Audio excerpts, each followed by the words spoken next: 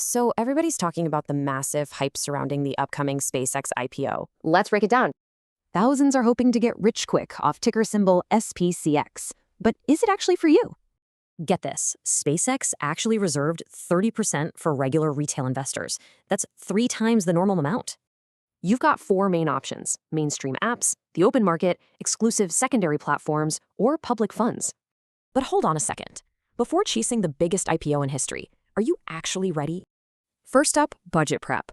Build a basic emergency fund and completely destroy any debt over 7%.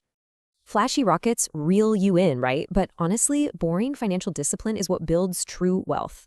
Forget stressful day trading where most people lose money. Let's pivot to the highly profitable lazy method.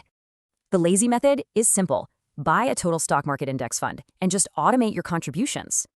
The real secret here? Minimizing fees. Index funds charge a literal fraction of what active managers want. This perfectly sets up compound interest.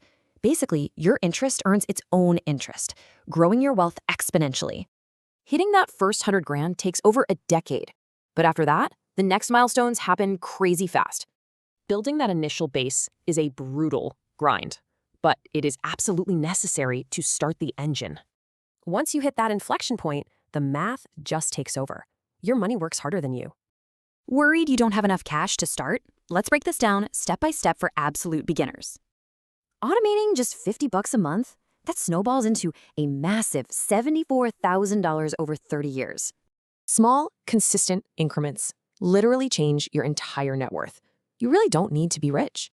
Consider Ronald Reed, a janitor who passed away with $8 million just by holding boring stocks. Eventually, the vast majority of your wealth is literally just the market paying you for your patience.